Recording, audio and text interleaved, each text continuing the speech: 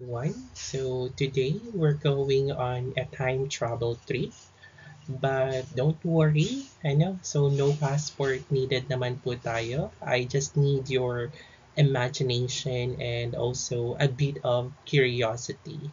So for today's topic, we'll be diving more into the world of Baroque art. This was so-called an extra era of an art. So think of a drama, emotions, grand gestures, and intense lightning. Basically, the TikTok worthy of the 1600s and 1800s. So now, why should this matter to you?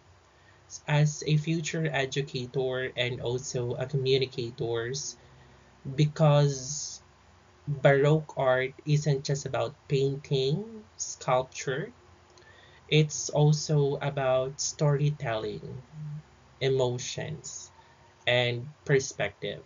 Skills we are still using nowadays, specifically in media, content creation, and even in teaching. So, as we explore today's topic, I want you to wear your critical thinking cap. Ano po, stay curious and think about how art reflect the world then and now. Imagine you're curating a content for a blog or a digital museum. What would you feature? What story would you tell?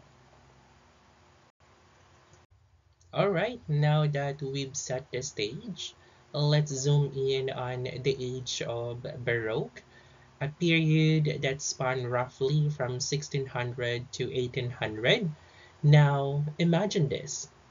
You're walking through the street of Rome, and then suddenly you're surrounded by a dramatic churches, intense music, powerful sculpture. Every corner is basically screaming for attention. That is Baroque for you. This wasn't just a time for painting pretty pictures, it was an age of genius. We're talking about breakthrough in architecture, music, literature, philosophy, and of course, art. It was like the OG creative explosion. If the Renaissance was the spark, Baroque was the fireworks show. And just like how trend starts in one place and go viral, Baroque started in Rome, Italy, then spread all over Europe. Think of it like the TikTok trends of the 17th century, starting in one city and suddenly everyone's doing their version of it. Now here's something to think about. Why do you think this style of art spread so widely during this period? Was it because of religion? Was it because of politics? Or maybe something else? So let's keep this question for now. So let's spark that. And later on, definitely we'll have an answer for that as we go along further with our discussion today. Now, let's unpack the word Baroque. It's actually come from the Portuguese word barroco, which means an irregularly shaped pearl or stone. And that makes sense, right? Because Baroque aren't isn't just polished or symmetrical in a way we expect from classical art. It's dramatic, unpredictable, and intense. Basically, it's the main characteristic or character of Baroque style. Even though it continued some of the classicism and naturalism from the Renaissance, the Baroque period took things to a whole new level. Artists started using color, light, and motion to make the viewer feel something deeply. It's like they were saying, don't just look at the art, you need to experience it.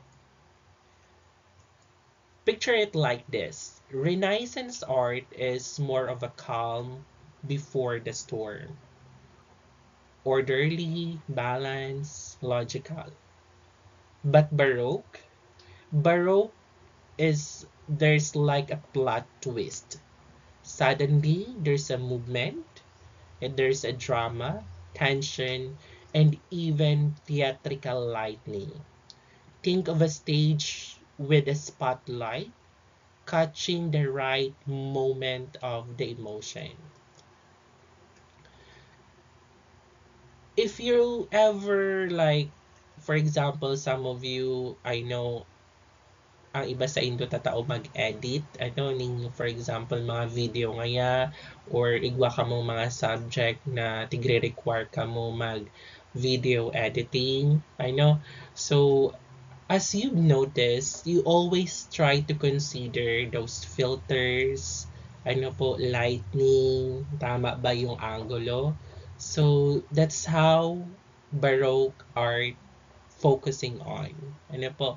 So, it dealt with some things like lightning, as I've mentioned nga, ano po? So, motion, space, time, and of course, the drama. That's why learning isn't just about the past. It sharpens your own visual storytelling skills. Now that we've got the vibe of the Baroque, which is big, bold, and emotional, so let's break it down even more. What actually made Baroque art a Baroque?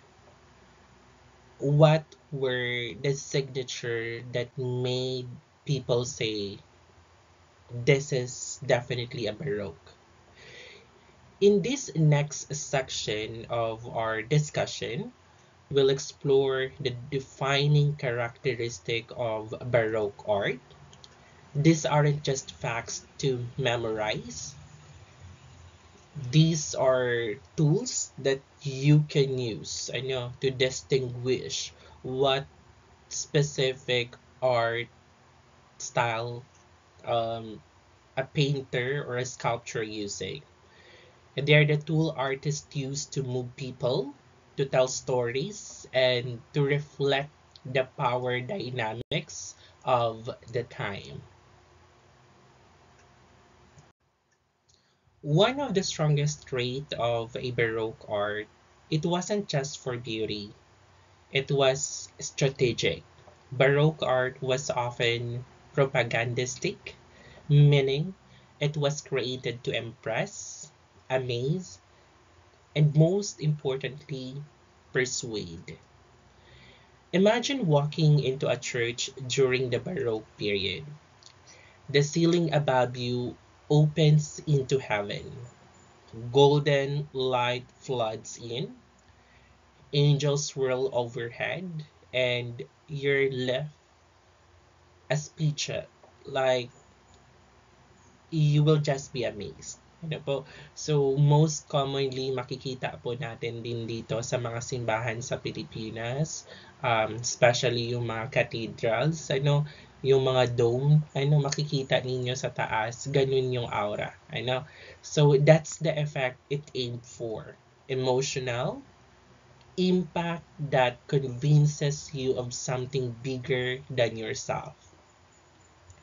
Governments and the Catholic Church used this style to promote their power, authority, and divine right. It basically the ancient version of a viral campaign. Powerful visuals with a clear message. Believe in us, follow us. So now let's make this real.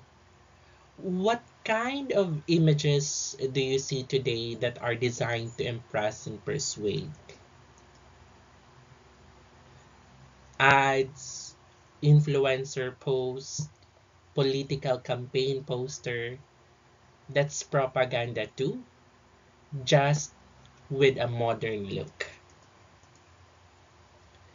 If you were to design an artwork that would convince people of an idea or belief, what emotion would you target first? Is it to awe? Is it to fear? Or to inspire people?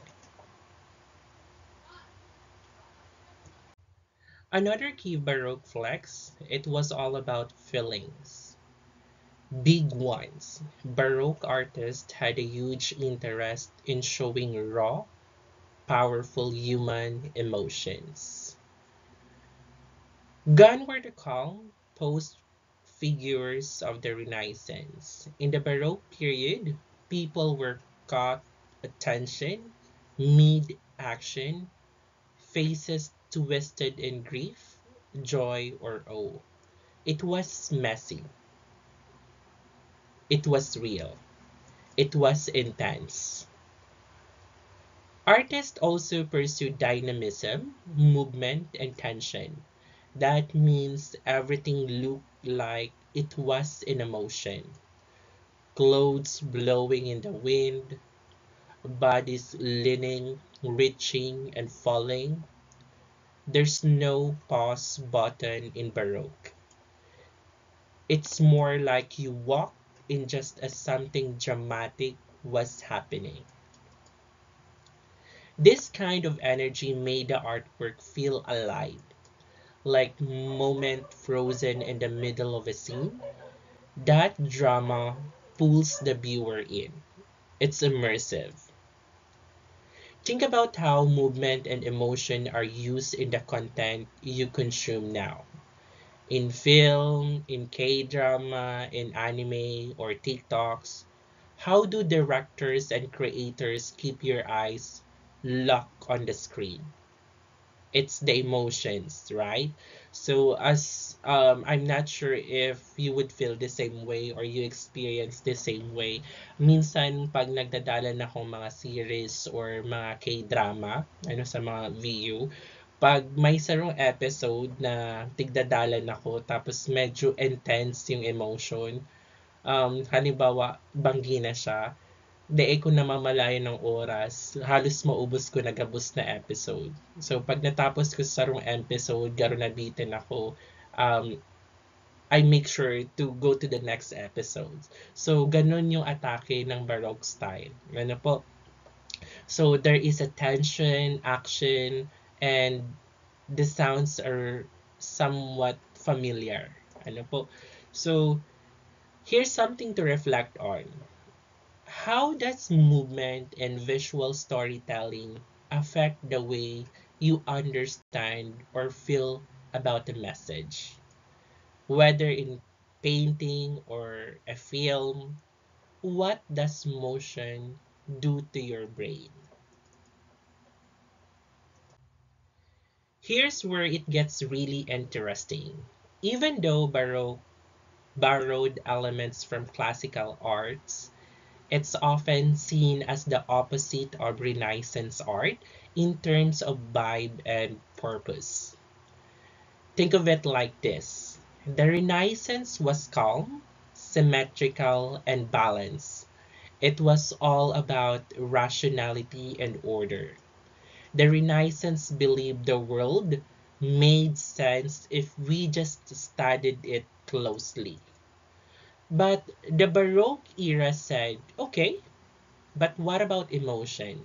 What about chaos and divine mystery? So instead of calm logic, Baroque give us energy,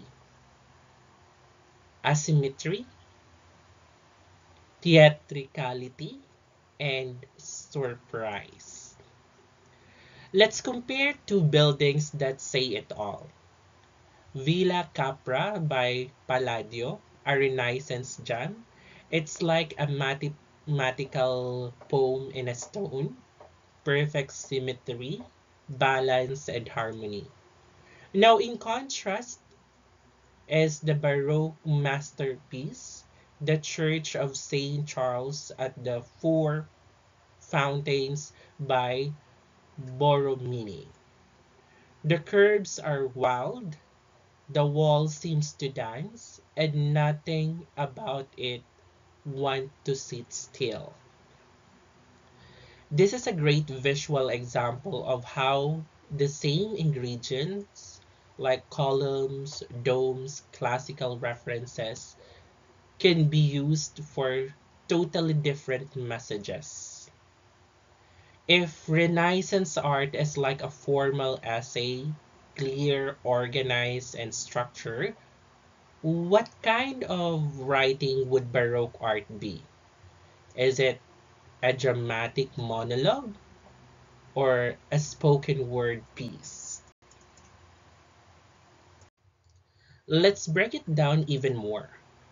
Baroque and Renaissance art may come from similar roots, but their personalities are completely different.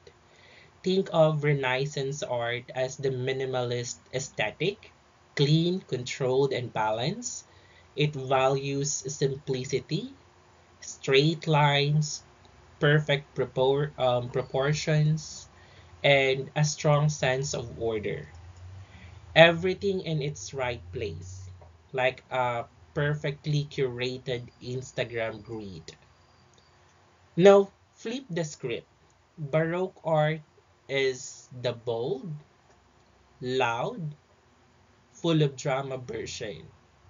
It's all about complexity, curved lines, concave and convex shapes, and that's the constant desire to surprise and move the audience. Baroque doesn't just want you to admire, it wants you to feel. It pulls you into the movement, the twist, and emotion. In modern terms, Renaissance is the aesthetic of the quiet library. Baroque is the vibe of a stage play that there is a climax, spotlight, action, and emotional intensity. Let's try to look at the digital world. Your favorite movie, app, or website. Which style do you use more? Renaissance, calm clarity, or Baroque, which is bold motion? And how does that affect you, specifically on how you feel and engage? Now that we've got a strong feel for what Baroque art is all about, which is emotion, movement, drama, and surprise, let's take a closer look at how those ideas came to life. Baroque wasn't just a style, it was a whole expression expressed through different art forms: painting, sculpture, architecture, even music and theater. Each of these forms used their own tools, light, space, materials, to wow the viewer and steer emotion. In a way, every Baroque artist was like a director or a content creator, crafting a moment, setting a mood, and telling a story. As we go through to the different art form, think like an artist or a designer. How would you use this tool to create motion, movement, and power in your work? Let's step inside in the world of Baroque architecture, where the buildings themselves seem to move, bend, and even breathe. One of the key things Baroque architects did was create a sensation of movement within their buildings. It's like they were designing architecture that wasn't just for shelter, but for experience. They use curved lines, spiral, ellipses, and ovals. Think about how spiral staircase feels as you move through it. The space almost seems to follow you, right? And they just didn't stop there, right? Baroque buildings were full of surprises, Solomonic columns, ano po, contrast of light and shadows, and even split pediments all added to dramatic effect. The entire structure was designed to engage the viewer, make them feel as though they were part of something larger.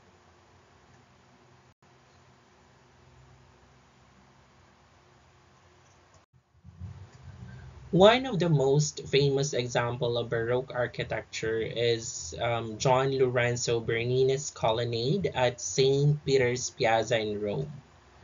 This is where you see Baroque's ability to create motion in architecture as it peaked. Bernini designed these massive curved columns to embrace visitors as they walk into the piazza.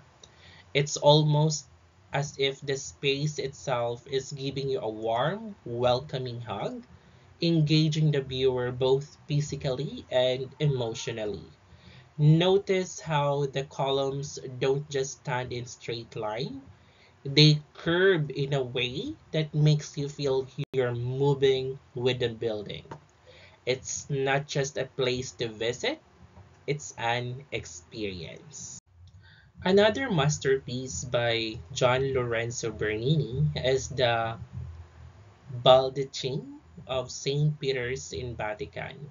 This towering structure, with its dramatic twisting columns and bold canopy, literally brings the sensation of movement to the interior of the church.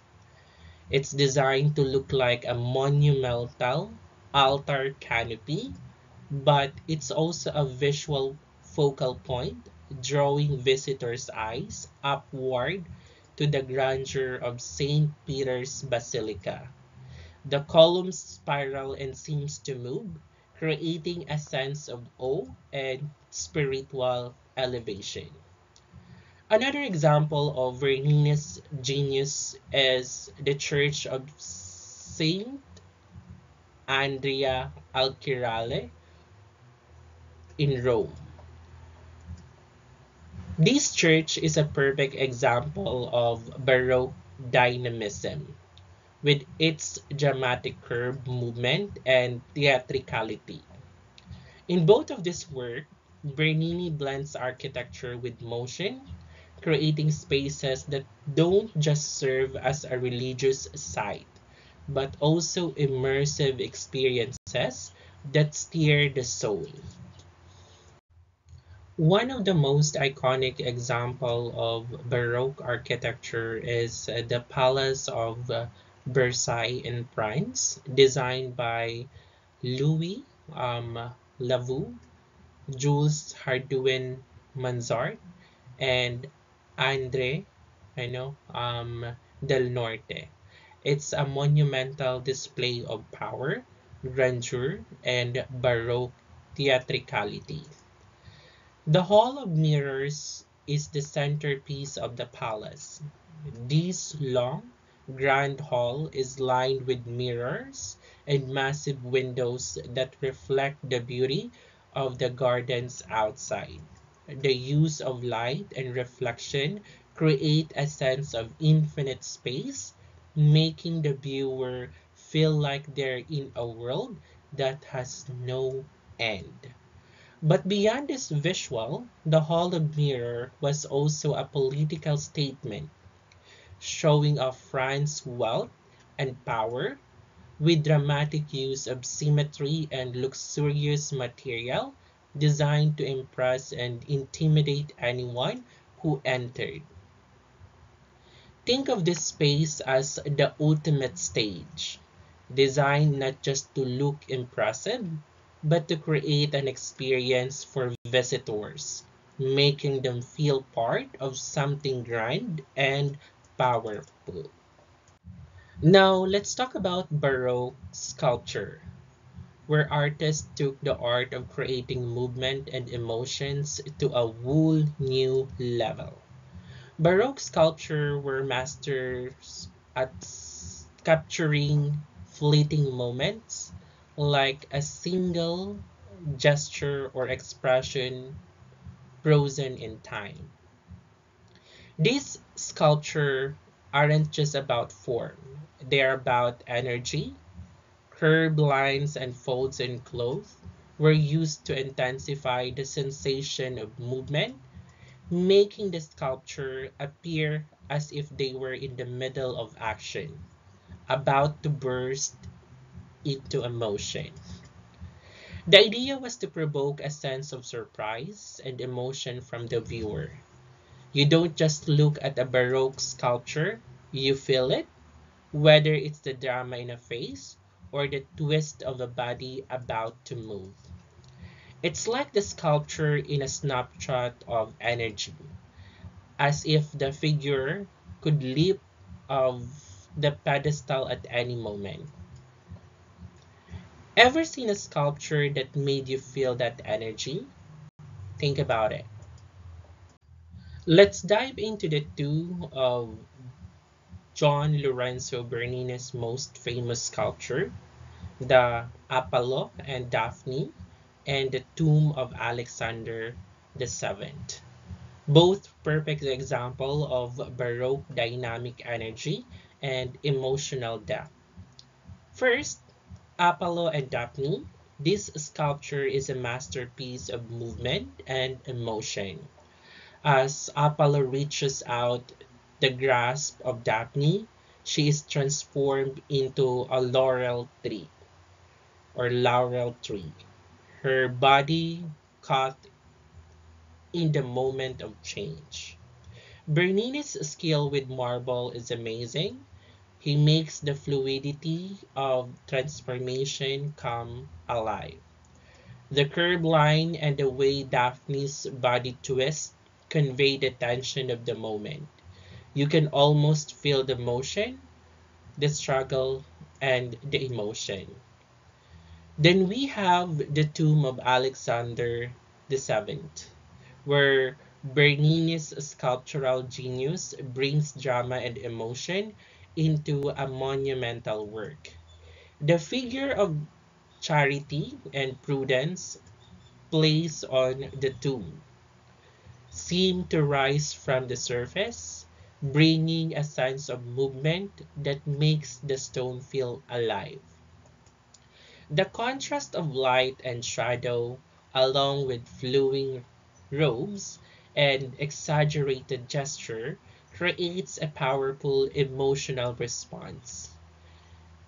It is though the viewer is invited into a sense of deep reflection and mourning. Both of these sculptures show us how Baroque artists were not just creating figures, they were creating moments full of emotion, movement, and intensity. Let's explore some iconic Baroque fountains, pieces that not only serve as waterwork, but also works of art, designed to create motions, drama, and emotional impact. First, the Fontana di Trevi, designed by Nicola Salvi. This is one of the most famous fountains in the world. Its dramatic, sculptural elements and flowing water embody the Baroque ideal of creating a dynamic interaction with space. The figure of Osanius dominates the scene, commanding attention as horses and chariots rush through the water. The contrast between movement and stillness make it seem as if the scene could come to life at any moment.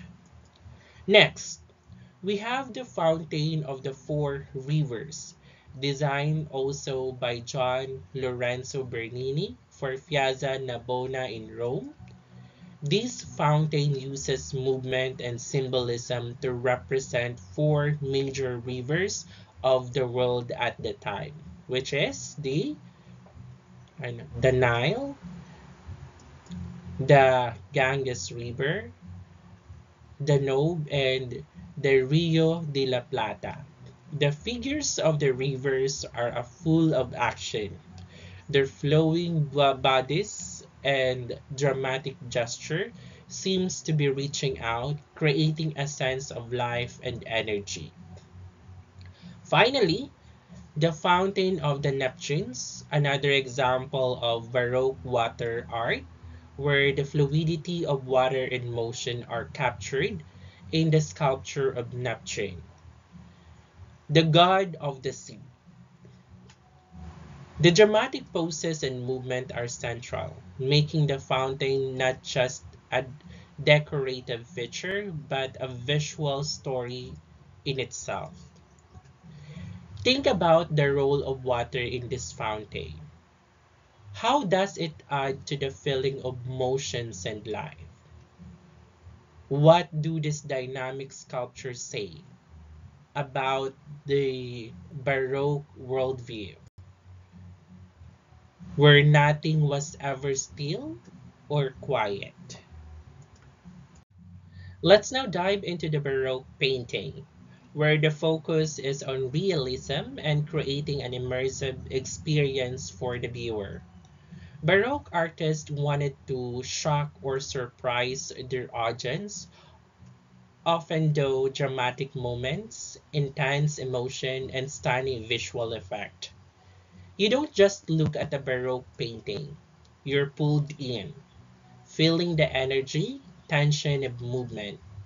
One of the key elements is the illusion of depth and distance, which was achieved through the technique like aerial perspective and the use of chiaroscuro or chiaroscuro, the contrast between light and dark. This technique made flat canvases appear three-dimensional, drawing the viewer's eye into the scene as if they were actually inside it. Baroque artists also embraced oil painting, which allowed for richer colors, smoother transition, and magnificent use of light to create atmosphere. The color and light took center stage, often overtaking the finer details of drawing in order to evoke more powerful emotion and drama. Think about how light and dark play a role in our modern visual media. How do movie scene or advertisement use light to make you feel something instantly? Let's take a closer look at the work of Caravaggio, one of the most influential painter of the Baroque period. His paintings are known for their intense realism, dramatic use of light, and ability to capture emotion in every scene. First, in the Entombment of Christ, Caravaggio portrays the moment of grief as Christ's body is placed in the tomb.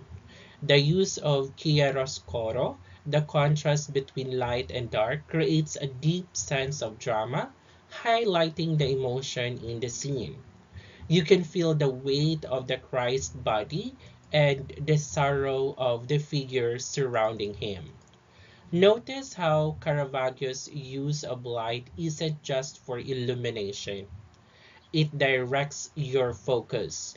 The figures in the background are shrouded in shadow, drawing all attention to Christ's body and the grief-stricken faces around him. Next is the crucifixion of Saint Peter captures the moment of intense suffering as Saint Peter is crucified. The use of light not only highlights the pain and desperation of Peter, but also creates a dramatic composition that feel almost cinematic. The figures are larger than life, pulling us directly into the emotional core of the scene.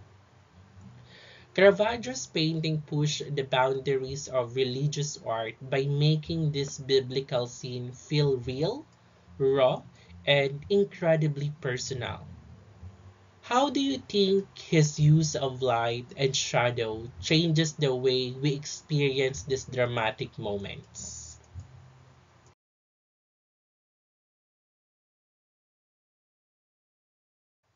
Let's now explore the work of Peter Paul Rubens, a master of Baroque painting, known for his bold composition, vibrant colors, and dynamic figures. His paintings are filled with movement and emotion, bringing biblical and mythological themes to life. First, in the Three Graces, Rubens captures the beauty and elegance of the three mythological sisters, Graces, who represent charm, beauty, and joy. The flowing curves and intertwined poses of the figures create a sense of motion, emphasizing the harmony and sensuality of the moment. Next, in the descent from the cross, Rubens contrasts the grief of Christ's removal from the cross with the strength of those carrying him. The dramatic use of light highlights the figure's muscles and intense emotion, while the dynamic composition draws the viewer's eye across the scene. From the sorrowful figures at the bottom of Christ's lifeless body at the top. And finally, the adoration of the Magi. Rubens captured the moment of awe and reverence as the Magi offer their gift to the newborn Christ. The rich color combined with the flowing movement of the figures create a scene full of joy and celebration, while the dramatic lightning and depth add a sense of grandeur. Robin's paintings show how the Baroque style was not just about religious theme, but also about emotion, energy, and dynamic interactions. How does Robin use of movement and color change the way we feel the scene compared to earlier Renaissance work? As you have noticed, Baroque style painting, ano po, so maybe kung nakalaog na po kamo sa mga art museum, or better siguro, best example, this Holy Week, ano, so this Holy Week may mahihiling kamo mga canvas or mga painting sa it's either sa simbahan or kung saan pa man dyan, sa luwas, may mahihiling kamong painting related sa ano, sa Station of the Cross. So as you have noticed, yung mga painting, it's really dramatic. Ano? It represents the emotion during the time na nagsasakit si Jesu Cristo. Now, let's take a look at some of those famous Baroque artists whose works defined this extraordinary period in art history. This artist not only mastered the technique of chiaroscuro, movement and emotion, but also transformed the way we understand the role of art in society. Some of the most influential artists from this period include Caravaggio, known for his intense realism and dramatic use of light; Gian Lorenzo Bernini, who brought sculpture to life with his dynamic figure; and of course, Peter Paul Rubens, whose work are filled with colors, energy, and movement. Each of these artists played a pivotal role in shaping the Baroque style, making it one of the most emotionally engaging and visually stunning period in art history.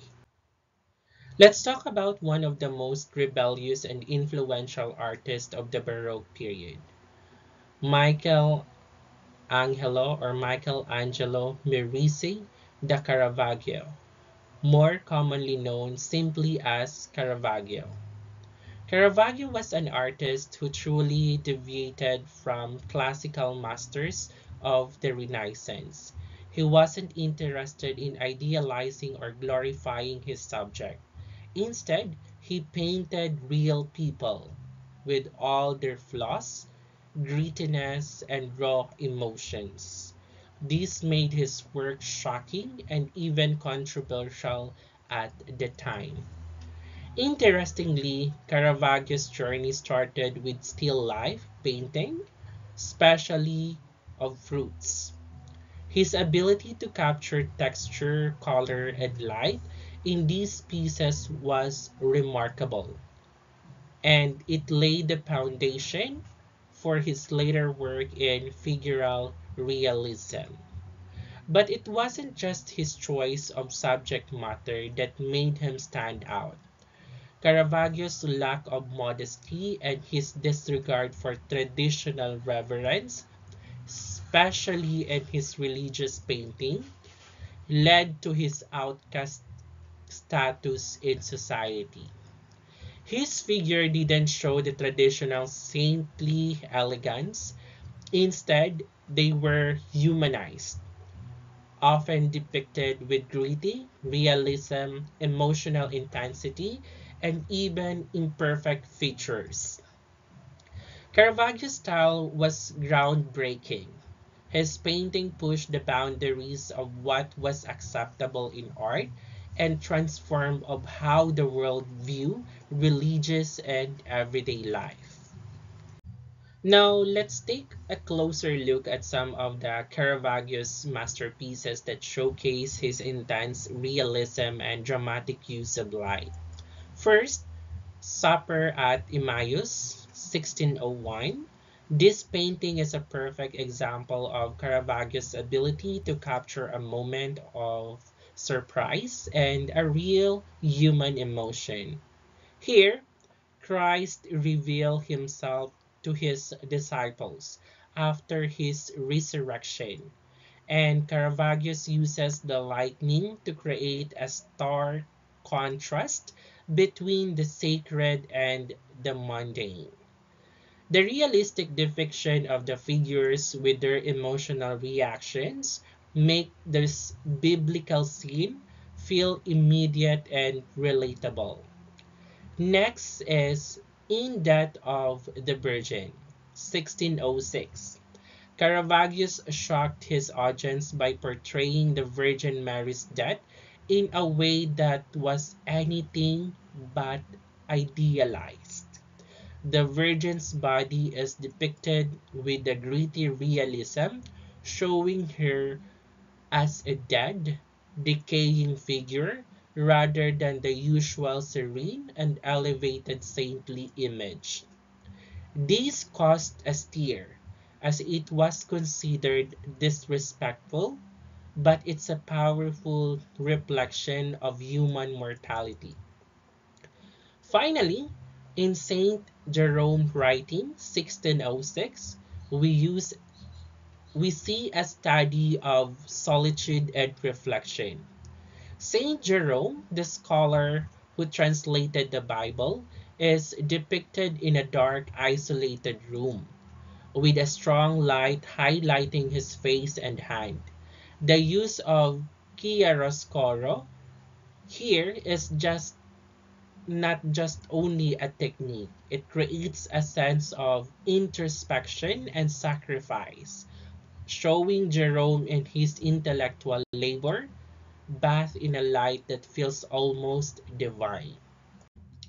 Let's now turn our attention to Gian Lorenzo Bernini, one of the most important Baroque artists and widely regarded as the first Baroque artist. Bernini was a true Renaissance man, a multi-talented genius who excelled in a various art forms. Born in 1598 in Italy, Bernini wasn't just a sculptor. He was also a painter, architect, stage designer, and even one of the most influential figures in the development of Baroque art. What's incredible about Bernini is that his artistic journey began at a very young age. In fact, his first known artwork were created when he was only 8 years old. His extraordinary talent was recognized early on, and quickly became the leading artist in Rome during his lifestyle. Bernini is most famous for his sculpture, like the ecstasy of Saint Teresa and Apollo and Daphne, where he captured the essence of movement, emotion, and drama. His work are dynamic, full of life, and often seem to freeze a moment of intense emotion. Bernini was also a brilliant architect responsible for designing major work like the colonnade of St. Peter's Square in Rome. His influence shaped Baroque art, architecture, and even theatrical design. How do you think Bernini's interdisciplinary talent helped push boundaries of Baroque art? Now let's take a closer look at the three Bernini's masterpieces that demonstrate his incredible skills in sculpture, emotions, and movement. First, we have David, 1624, one of Bernini's most famous work. Unlike earlier depiction of David, which often show him in a moment of calm contemplation, Bernini's David is in the mid-action of slinging the stone at Goliath. The twisting motion, the tension in his body, and the intense expression on his face all capture the drama and energy of the moment. This is a prime example of Baroque sculpture, full of life, movement, and emotion. Next, the Bust of the Savior, 1679.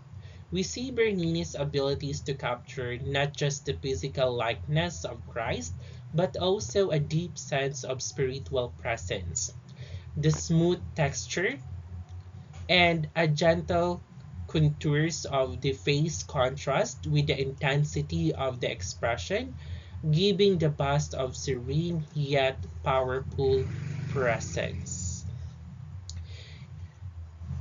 It's as if the Christ is looking at a viewer, imparting wisdom and peace. Finally, in Medusa 1630, Bernini's Medusa is terrifying and captivating.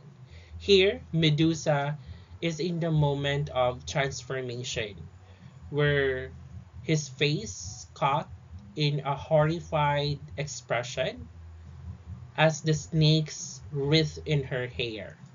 The realism of texture, especially the snakes, and the intensity of the expression demonstrate Bernini's incredible ability to capture emotion and drama in marble. Bernini's sculptures are not static, they were alive, almost as if they were carved in a fleeting moment. How do you think ability to capture movement and emotion in stone sets him apart from other artists of his time?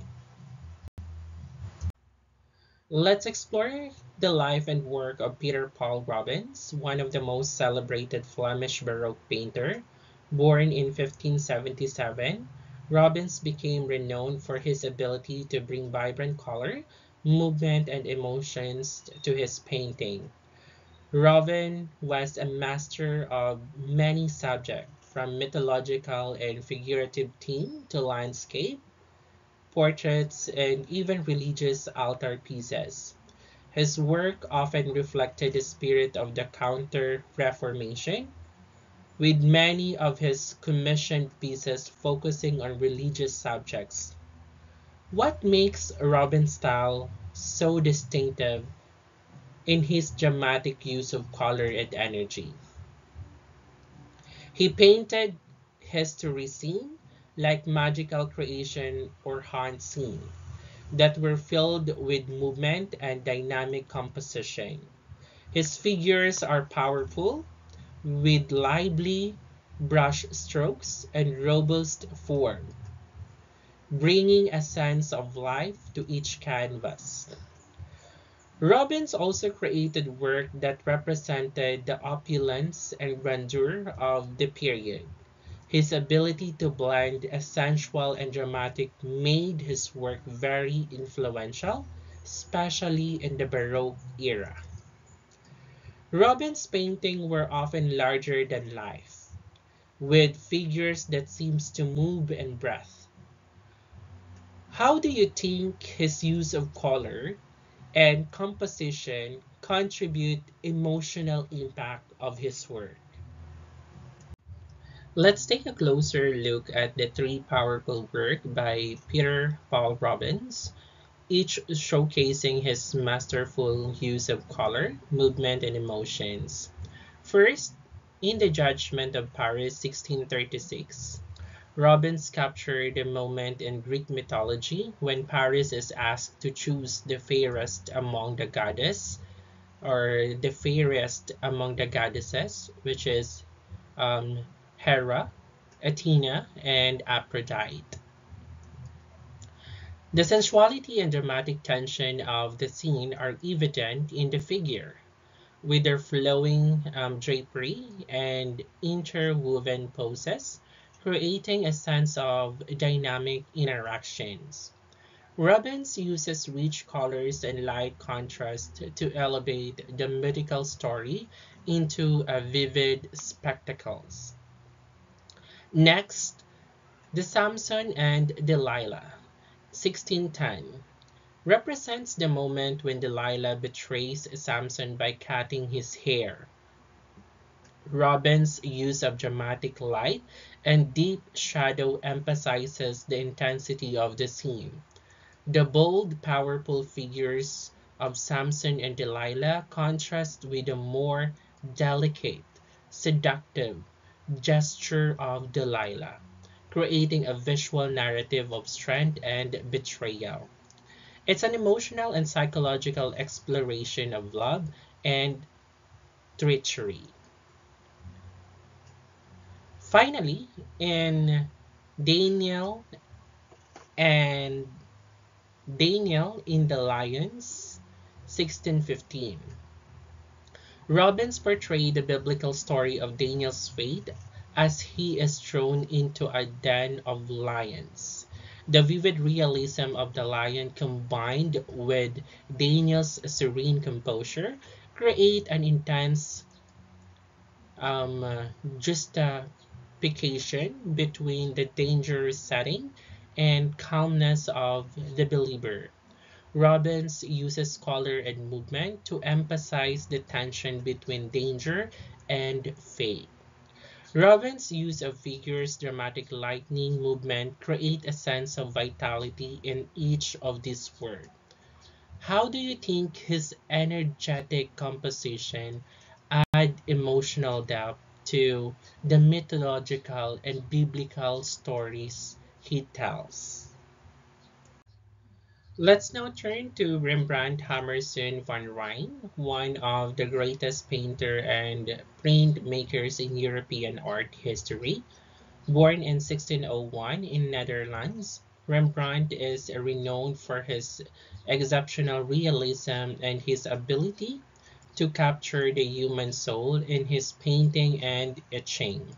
Rembrandt's work is known for its intimate portrayal of human emotions. His use of light and shadow, a technique known as chiaroscuro, creates a deep sense of drama and realism in his art. He was a master of capturing the human experience, from the most ordinary moments to the most dramatic expression of emotions.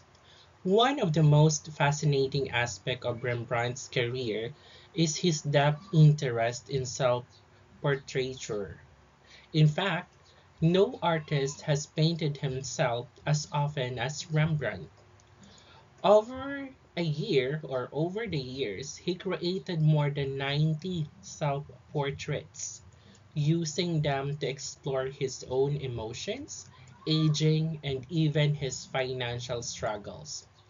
In addition to his self-portraits, Rembrandt is famous for his portraits of others, biblical saints, and his powerful etchings.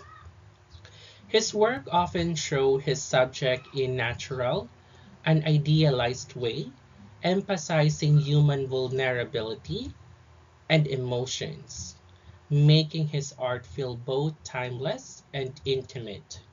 Rembrandt's ability to blend light, shadow, and human emotions create a unique narrative in his painting. How do you think his realistic portrayal of subjects, combined with his use of chiaroscuro, influence the way we view portraits today? Let's now dive into three of the Rembrandt's iconic work that showcase his incredible talent for realism, emotion, and dramatic lighting. First is the Bathsheba at her bath, 1654. Rembrandt represents the biblical story of Bathsheba, the wife of King David. Unlike many traditional depictions of this scene, Rembrandt shows Bathsheba in a moment of quiet reflection rather than sensuality. Her pensive expression and the way the light subtly highlights her body creates a sense of vulnerability and humanity, which is a typical of Rembrandt's more intimate approach to his subject. Next, the anatomy lesson of Dr. Nikolai Tolp capture a moment in a public dissection where Dr. Tolp, a prominent Amsterdam physician, demonstrate to his student the anatomy of the human body. Rembrandt's mastery of chiaroscuro, the contrast of light and shadow, is on a full display here, as he is not only emphasizes the scientific nature of the event, but also the emotion of the onlookers. The dramatic light focuses on the dead body, creating a mysterious and somber tone, while the figure in the background seem almost frozen in time. Lastly, in The Jewish Bride, 1665, Rembrandt portrays a man and woman in an intimate moment. The warm, rich colors and the gentle play of light on their faces and clothing evoke a sense of tenderness and emotion. There is a deep sense of connection between the two figures, with Rembrandt's characteristic use of light and texture bringing them to life. This painting exemplifies his ability to capture human relationship in a deeply personal way. Rembrandt's use of light, shadow, and emotions transformed the way people saw not just portraits, but the human experience. What do you think this work reveals about his ability to connect with the viewer on a personal level? For today's lesson, our activity will be Baroque art reimagined, modern self-portrait. So gagawa po kayo ng self-portrait po ninyo.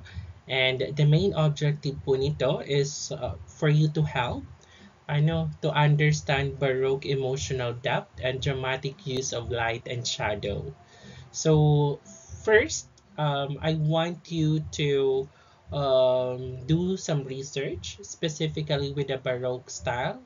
I know like how those dramatic lightning, movement, and emotions impact self-portraits. Consider how self-portraits were a key part of Baroque art and how they were captured emotion, vulnerability, and also character.